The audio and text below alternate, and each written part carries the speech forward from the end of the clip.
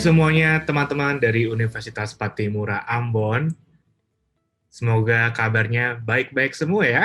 Sebelumnya saya ingin mengucapkan Assalamualaikum warahmatullahi wabarakatuh.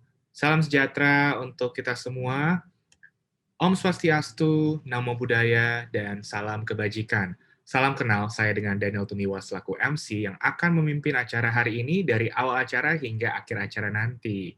Nah, teman-teman semua, di sini kita akan mengikuti webinar dengan tema mengenal AFPI dan Fintech Peer-to-Peer Lending untuk akses keuangan merata di Indonesia. Sebelumnya, apakah teman-teman pernah mendengar apa itu AFPI? Atau mungkin pernah mendengar apa itu Fintech Peer-to-Peer Lending? Ada yang belum? Atau ada yang sudah? Nah, untuk lebih jelasnya lagi, kita sudah kedatangan banyak sekali narasumber-narasumber hebat yang akan memaparkan dan memberikan edukasi yang bermanfaat mengenai fintech peer-to-peer lending bagi kita semua di sini. Langsung saja nih, kita cari tahu seperti apakah Asosiasi Fintech Pendanaan Bersama Indonesia atau yang biasa disebut AFPI berikut ini dari pemutaran video yang akan ditayangkan. Platform fintech pendanaan bersama atau peer-to-peer lending merupakan sebuah layanan jasa keuangan yang mempertemukan antara pemberi dana atau lender dengan penerima dana atau borrower melalui sistem elektronik yang didukung dengan jaringan internet. Platform ini merupakan layanan pinjam-meminjam uang berbasis teknologi informasi atau LPM-UBTI. Dalam menjalankan operasional usahanya, penyelenggara fintech pendanaan bersama harus terdaftar atau berizin di Otoritas Jasa Keuangan. Platform fintech pendanaan bersama merupakan sebuah lembaga jasa keuangan non-bank yang menyasar masyarakat yang belum atau tidak terlayani oleh layanan perbankan. Platform fintech pendanaan bersama tidak melakukan aktivitas investasi dalam kegiatan usahanya. Sebagai pendukung, platform fintech pendanaan bersama memiliki ekosistem, antara lain eKYC, digital signature, credit scoring, dan asuransi. Asosiasi Fintech Pendanaan Bersama Indonesia berperan sebagai wadah bagi para platform fintech pendanaan bersama yang ditunjuk secara resmi oleh Otoritas Jasa Keuangan. Dengan membangun pusat data teknologi finansial atau fintech data center yang memiliki code of conduct atau pedoman perilaku yang mengikat kepada setiap anggotanya. Melalui 3 indikator utama inklusi keuangan, akses, pemakaian, dan kualitas. Dengan misi utama mendorong akses pendanaan untuk inklusi melalui jasa keuangan digital.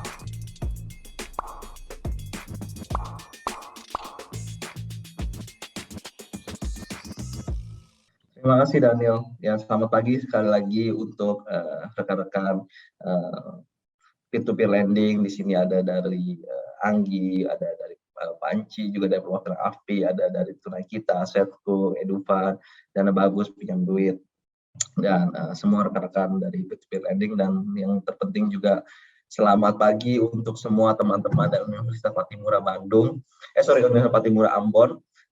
Sangat senang sekali bisa bergabung pagi ini. Saya jadi ingat ada salah satu teman saya, founder startup juga dari Ambon yang sangat sukses saat ini.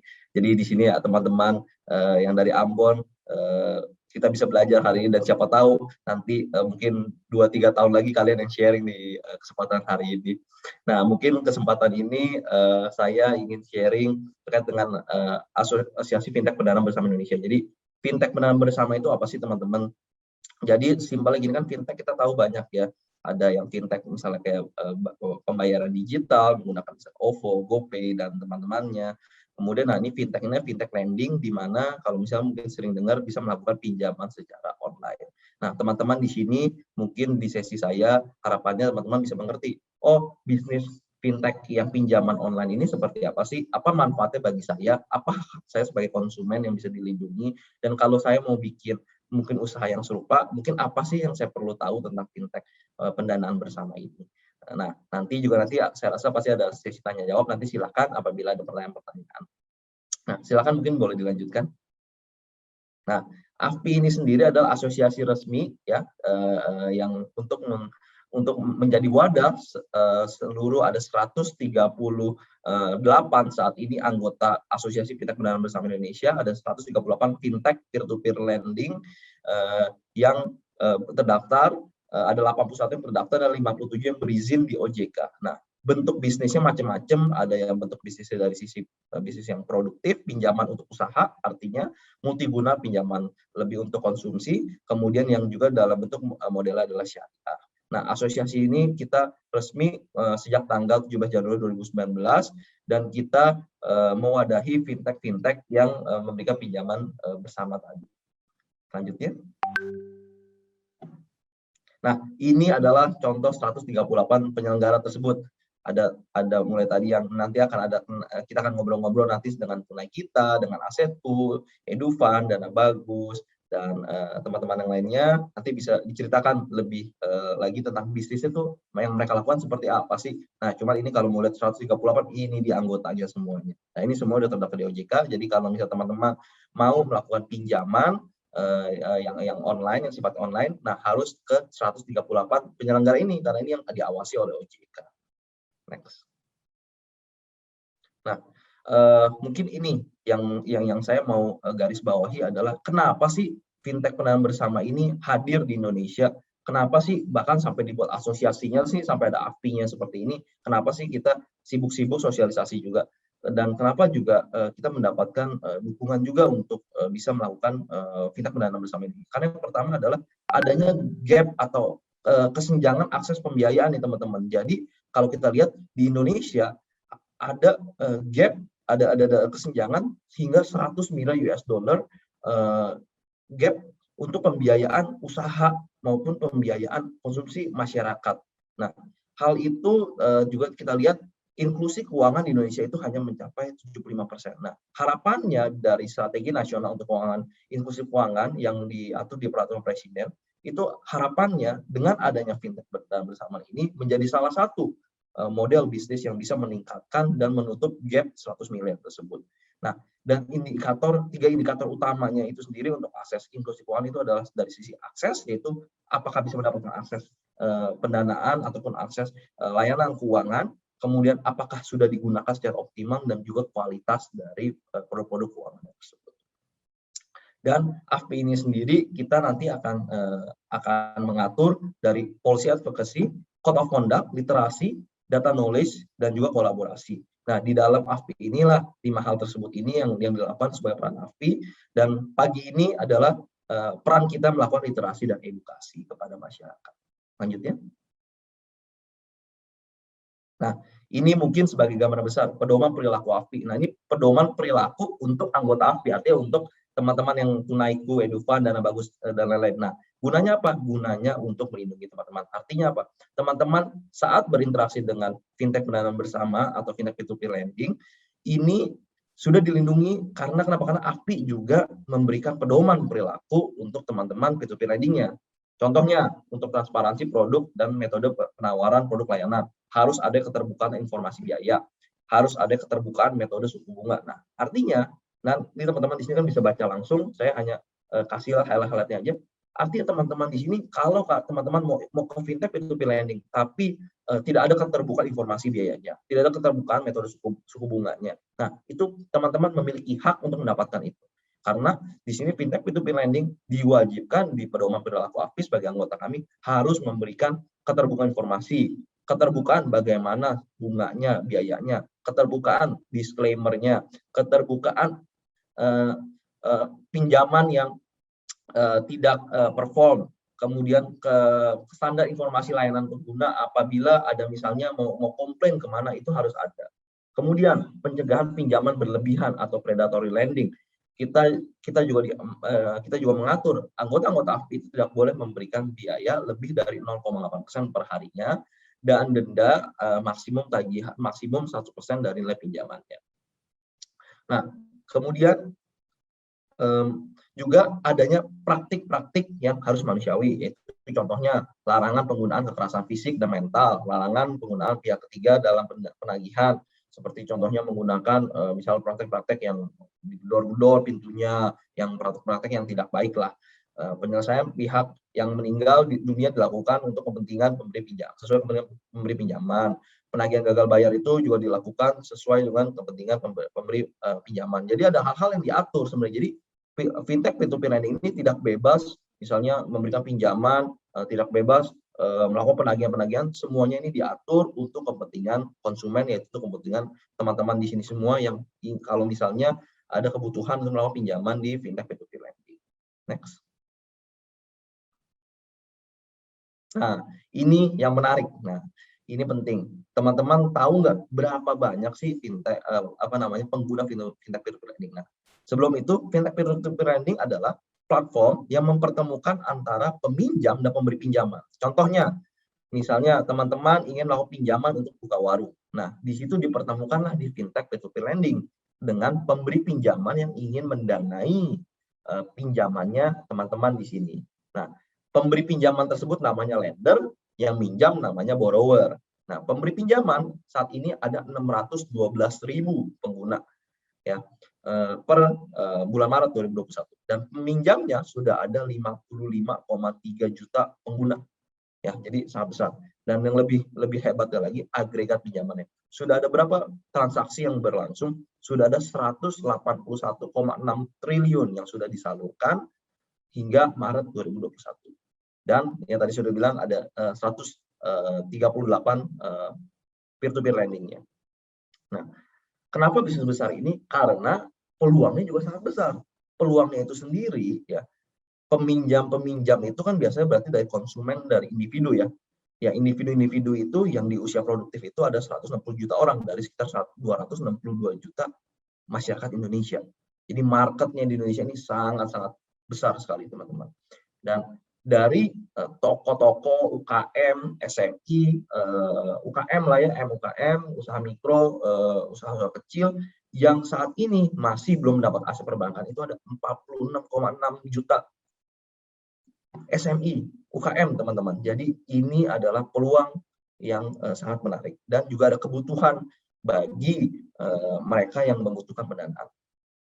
Dan saat ini ada 132 juta orang, bayangin 132 juta orang dari 160 juta orang yang produktif tersebut, ada 132 juta orang yang masih belum mendapatkan akses terhadap kredit. Nah, jadi kalau teman-teman yang mau mengembangkan usaha, membutuhkan akses kredit, itu masih ada 132 juta orang saat ini yang masih belum mendapatkan pendanaan tersebut. Dan ini adalah peluang sekaligus juga kesenjangan gap yang harus diselesaikan secara bersama-sama. Nah, salah satunya fintech pendanaan bersama inilah yang ya, kita mencoba untuk menyelesaikan masalah ini di Indonesia. Selanjutnya.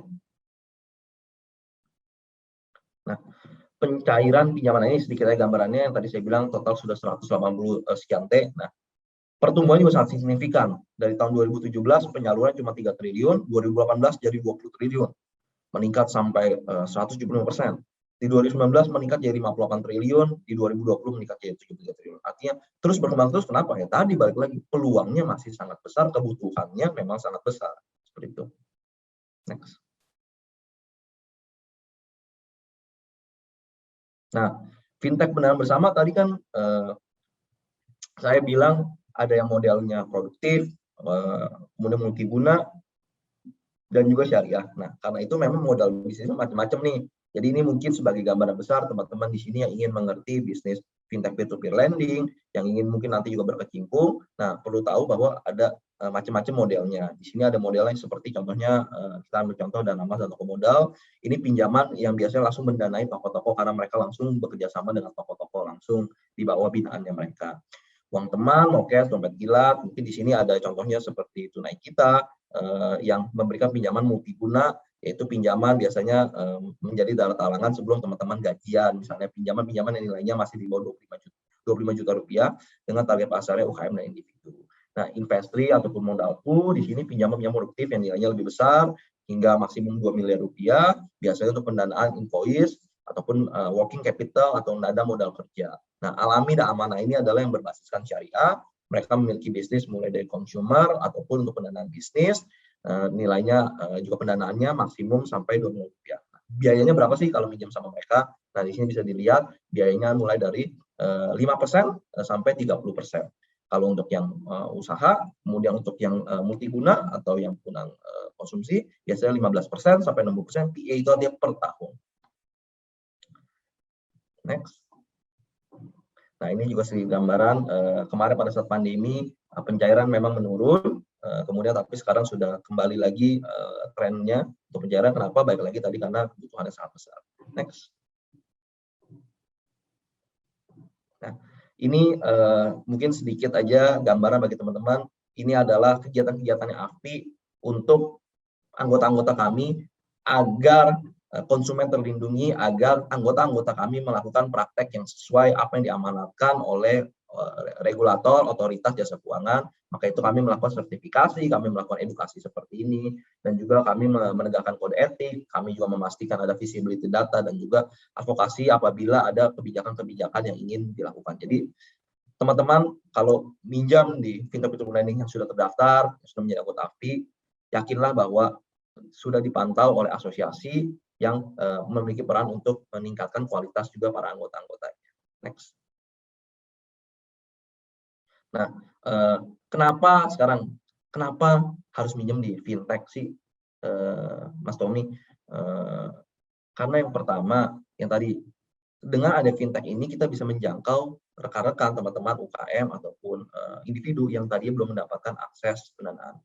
Ya, baik itu aksesnya karena mungkin tidak memiliki data, tidak memiliki histori sebelumnya, ataupun tidak memiliki tidak bisa menjangkau secara fisik karena mungkin daerahnya terpencil misalnya, tidak bisa mendapat akses ke bank langsung. Nah, dengan adanya fintech ini menggunakan teknologi di tangan teman-teman, di smartphone teman-teman itu bisa langsung mendapatkan akses pendanaan itu langsung dengan saluran pembiayaan yang memang ditujukan, memang fokusnya itu memang lebih ke usaha-usaha UKM seperti itu, dan juga individu-individu yang memang membutuhkan dengan akses yang sangat mudah dan prosesnya online di mana aja, kapan aja, secara cepat menggunakan smartphone yang ada di tangan kalian itu bisa langsung mendapatkan akses pendanaan ini. Nah, jadi dengan adanya fintech pendanaan ini diharapkan bisa menutup gap tersebut dan memberikan kesempatan untuk teman-teman yang ingin memiliki usaha, yang membutuhkan kebutuhan pembiayaan bisa mendapatkan akses dana tersebut kapan saja dengan aman.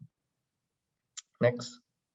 Ya, mungkin itu sekian saya kasih sharing gambaran apa sih fintech pendanaan bersama, apa sih perannya kami, dan apa aman nggak sih Mas Tommy untuk minjem di fintech pendanaan bersama, aman nggak sih untuk menjadi lender, untuk menjadi pemberi pinjaman, untuk mendanai pinjaman-pinjaman di fintech pendanaan bersama. Nah, ini gambaran sedikitnya. Nah, nanti dari teman-teman peer-to-peer lending akan juga sharing bagaimana bisnisnya mereka, teman-teman juga bisa menilai, teman-teman juga bisa explore, intip-intip aplikasinya, download. Mungkin seperti itu Daniel yang saya bisa sharing untuk pagi ini. Terima kasih untuk kesempatannya dan salam sehat untuk kita semua. Terima kasih. Selanjutnya kita akan mendengarkan penjelasan dari Asetku. Saya persilakan Mas Jimmy, terima kasih. Baik, terima kasih Pak Daniel. Terima kasih teman-teman semuanya masih tetap di sini hadir. Terima kasih juga kepada para narasumber sebelumnya sudah memberikan informasi juga terkait platform fintech peer-to-peer lending-nya masing-masing, dan juga dari Pak Tommy tadi juga terkait AFPI dan fintech in general, dan juga terima kasih pada Panci yang sudah membuka acaranya tadi. Selanjutnya saya akan mempresentasikan terkait platform Asetku. Kami adalah salah satu fintech peer-to-peer lending yang sudah terdaftar di OJK sejak Desember 2018. Next. Oke, kenapa sih fintech ini sangat potensial sekali di Indonesia?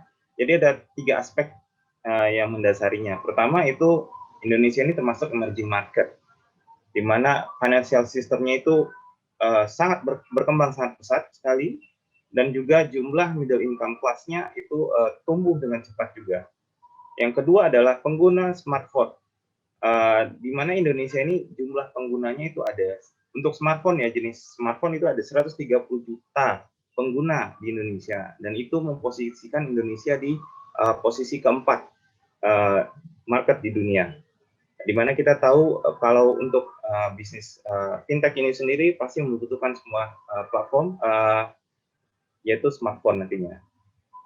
Makanya ini sangat berpotensi sekali di Indonesia, karena Indonesia satu dari 4 terbesar. Yang ketiga adalah regulasi fintech itu sendiri sangat berkembang dengan baik di Indonesia. Indonesia telah memiliki aturan pertama kalinya itu dari OJK di tahun 2016, POJK 77 itu lahir. Setelah itu banyak fintech yang akhirnya muncul dan tumbuh berkembang di Indonesia. Next. Oke, bisa di skip. Next. Oke, selanjutnya saya mau mempresentasikan terkait produk asetku sendiri.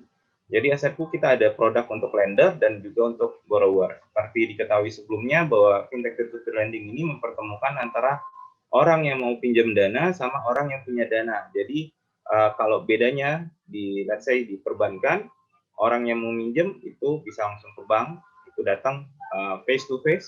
Kalau sekarang di fintech orang nggak perlu face to face, kita mempertemukan langsung di platform kita antara yang mau minjem sama yang punya dana. Jadi baik buat adik-adik di Universitas Patimura, adik-adik ini nggak cuma hanya bisa menjadi borrower di platform kami, tapi adik-adik juga bisa menjadi lender. Dalam artian kalau adik-adik punya dana, let's say uang yang nganggur mungkin hanya disimpan di dompet atau mungkin di tabungan, returnnya nggak besar, adik-adik bisa menyalurkannya di fintech asetku sebagai lender dengan return yang lebih menarik.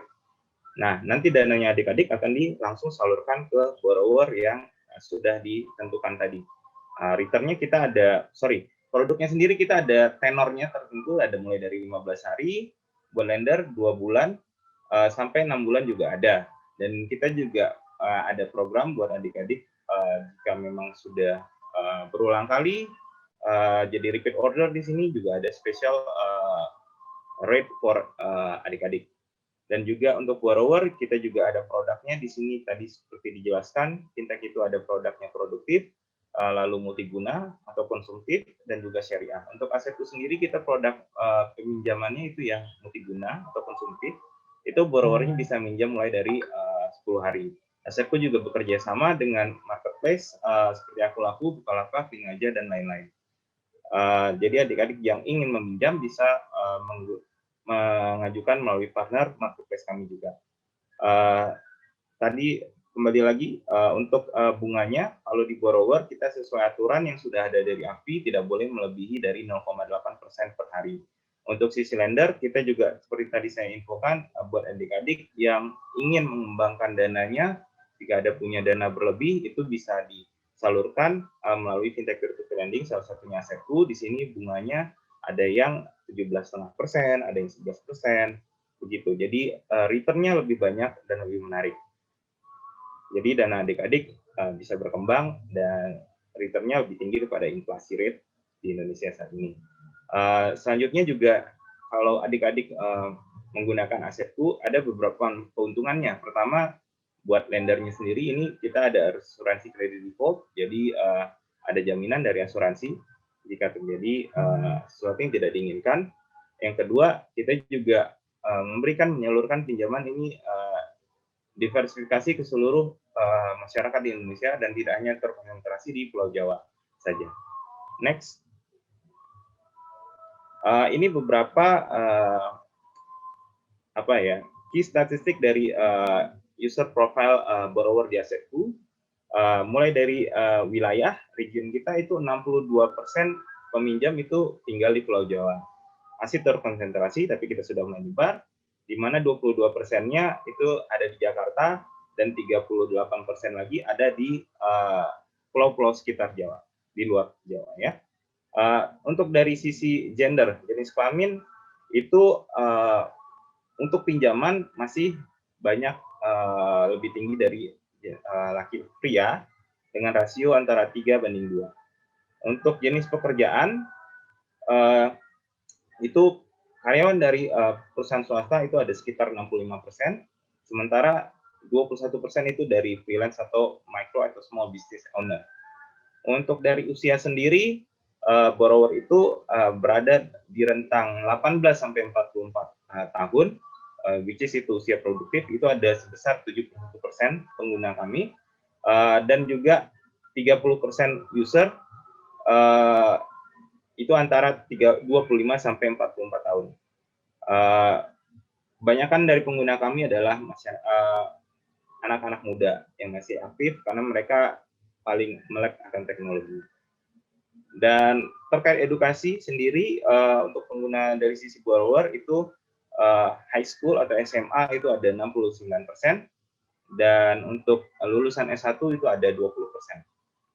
Next, selanjutnya adalah profile dari lender kami. Jadi profile dari lender itu untuk penggunanya sendiri itu kebanyakan menggunakan Android 80%, sedangkan 20%-nya itu menggunakan iOS, iPhone.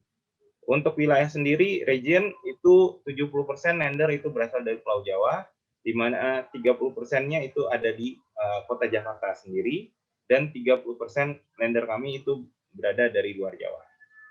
Untuk gender, ini kebalikan.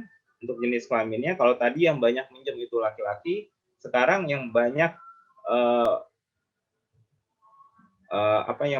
memberikan penyaluran pinjaman itu sudah mulai naik dari sisi wanita juga. Jadi rasio antara laki-laki dan female itu 3:2, sebelumnya masih lebih tinggi, jauh banget yang laki-laki, tapi sekarang yang female juga udah mulai meningkat. Untuk dari usia, lender kami itu 62,7% itu berada di usia rentang 20 sampai 32 tahun. Lalu antara usia 33 sampai 37 tahun itu ada sekitar 14,7%.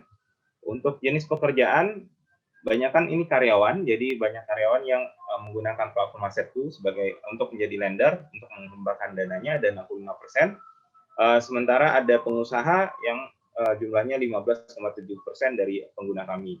Untuk industri sektor, itu sendiri 16% users itu bekerja di wholesale atau retail trade business, dan 15,2% itu di financial sector. Untuk sumber income sendiri, kebanyakan lender-lender kami itu berasal dari, karena tadi banyaknya dari sektor employee di private company, itu mereka banyak dari salary sebesar 69,5%, sementara dari business income atau dari yang pengusaha tadi itu jumlahnya 12,8%. Sementara untuk income itu 77% pengguna kami memiliki income antara rentang $300 sampai $2.000 per bulan. Untuk religion sendiri proporsinya itu ada antara Muslim dan Kristen sendiri itu hampir sama, antara 27,5 dan 29,7% masing-masing. Untuk edukasi, kalau tadi lebih banyak untuk borrower itu banyakkan di high school, kalau sekarang edukasi minimumnya banyakkan di S1 sebesar 70,8%. Profil lender kami berada di pendidikan S1, dan 5,1% memiliki pendidikan master degree atau S2 dan lebih tinggi. Next. Oke, ini beberapa highlights untuk achievement Asetku sendiri. Jadi Asetku itu sudah dapat tanda registrasi atau terdaftar resmi di OJK itu sejak Desember 2018. Dari sejak itu sampai saat ini total penyaluran pinjaman yang sudah berhasil kami salurkan akumulasinya adalah 31,9 triliun rupiah, dengan outstanding total pinjaman saat ini 2,6 triliun rupiah, di mana kami memiliki market share dari seluruh pencairan pinjaman fintech peer-to-peer lending yang ada di Indonesia. Dari 138 kita menguasai market share 20,7% dengan total pinjaman loan order 50 juta lebih. Next. Untuk achievement sendiri, Asetku saat ini sudah memiliki 94.700 lebih lender aktif, dengan total borrower aktif 6.400.000, total lending order 2 juta lebih saat ini, average amount order per lender US dollar 23.000, average ticket size itu ada di 1.000 US dollar, continue lending rate, di mana user kami, para lender, selalu menggunakan platform kami untuk melakukan continue lagi pendanaan mereka, itu kurang lebih ada di angka 80%. Next. Oke, untuk Asetku sendiri memberikan edukasi terkait fintech peer-to-peer lending. Kita juga seperti yang saat ini kita lakukan, kita sebutnya webinar, kita join webinar dengan platform lain melalui API, dan juga kita memiliki online survei di media sosial dan juga di platform kami sendiri. Lalu kita punya konten untuk terkait financial literasi sendiri, itu ada di newspaper dan lain-lain, media sosial.